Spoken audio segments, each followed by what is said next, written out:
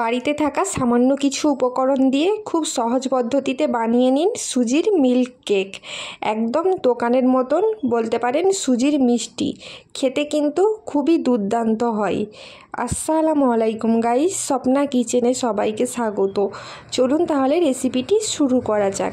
ফার্স্টে আমি একটি বয়েলের মধ্যে পরিমাণ মতন সুজিটা নিয়েছি। সুজিটা আপনাদের যতটুকু প্রয়োজন ততটুকুই নেবেন। এরপর দেখুন কড়াইয়ের মধ্যে আমি 2 টেবিল চামচ ঘি দিলাম। ঘি দিয়েই কিন্তু বানাবেন, ঘি না দিলে ভালো লাগবে না।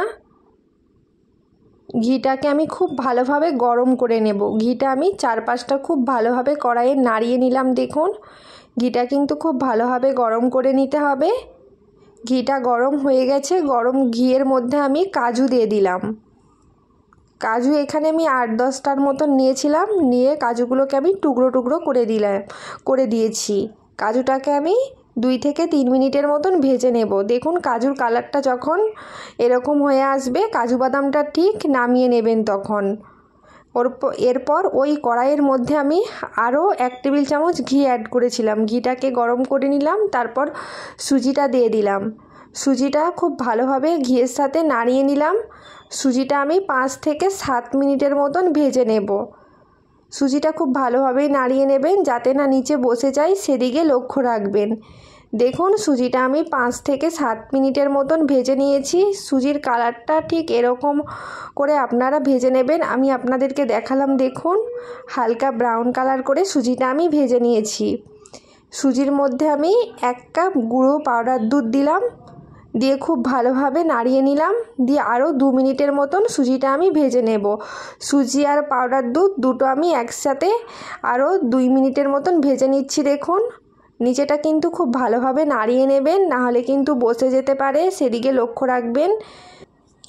দেখুন সুজি আর পাউডার দুধ আমি খুব ভালোভাবে একসাথে 2 মিনিটের মতন ভেজে নিয়েছি। তারপর একটি থালায় তুলে নিলাম, ঠান্ডা করতে দিলাম। তারপর দেখুন কড়াইয়ের মধ্যে আমি 1 কাপ চিনি দিলাম। চিনিটা আপনারা পরিমাণ অনুযায়ী দেবেন। চিনি আপনারা যতটা খেতে ভালোবাসেন ঠিক ততটাই দেবেন। চিনির একটা ফার্স্টে ক্যারামেল বানিয়ে নিচ্ছি। দেখুন চিনির একটা ক্যারামেল আমি বানিয়ে নিয়েছি। চিনির কালারটা ঠিক যখন এরকম হয়ে আসবে, ঠিক এর মধ্যে আমি 2 গ্লাসের মতন জল দিয়ে দিলাম। আর দুটো আমি এলাচ গুঁড়ো দিয়ে দিলাম। আরও আমি 1 কাপের মতন চিনি অ্যাড করলাম। চিনিটা আপনারা যেরকম মিষ্টি খেতে পছন্দ করেন ঠিক সেরকমই দেবেন। দেখুন সুজিটা ঠিক ঠান্ডা হয়ে গেলে গোটা গোটা যে পাউডার দুধগুলো আছে ওইগুলো আপনারা একটু হাতে করে নাড়িয়ে গুঁড়িয়ে নেবেন। দেখবেন খুব সহজভাবে গুঁড়ো হয়ে যাবে। চিনির শিরাটা দেখুন আমি 5 থেকে 7 মিনিটের মতন আমি ফুটিয়ে নিয়েছি। চিনির শিরাটা 5 থেকে 7 মিনিট ফোটানোর পর দেখবেন একটু গাঢ় হয়ে আসবে, তখন আমি সুজিটা দিয়ে দেব। সুজি আর পাউডার দুধ একসাথে খুব ভালোভাবে দিয়ে নাড়িয়ে নিচ্ছি। দেখুন জল সব টেনে নিয়েছে, তখন আমি কাজু বাদামগুলো দিয়ে দেবো। দিয়ে আরও 2 মিনিটের মতন নাড়িয়ে নেব। 2 মিনিটের মতন খুব ভালোভাবে নাড়িয়ে নিচ্ছি। দেখুন আপনারা একটু ভালোভাবেই নাড়াবেন, যাতে না নিচে বসে যায়, সেদিকে লক্ষ্য রাখবেন। তারপর একটি থালার মধ্যে তুলে নিলাম। থালার মধ্যে তুলে যখন ঠান্ডা হয়ে যাবে, হাতটা একটু পানি দিয়ে ভিজিয়ে নেবেন।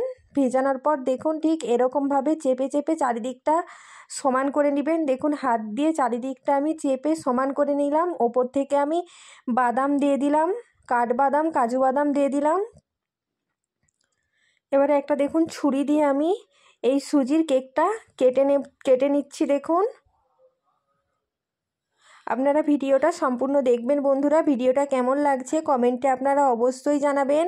আর ভিডিওটি ভালো লাগলে অবশ্যই লাইক কমেন্ট শেয়ার সাবস্ক্রাইব করে নেবেন। দেখুন আমি সুজির কেকগুলো এইভাবে প্রত্যেকটা পিস পিস করে কেটে নিলাম। দেখুন কতটা নরম আর সফট হয়েছে, খেতে কিন্তু দুর্দান্ত। আপনারা রেসিপিটা বাড়িতে একবার হলেও ট্রাই করবেন, সাবস্ক্রাইব করে দেবেন।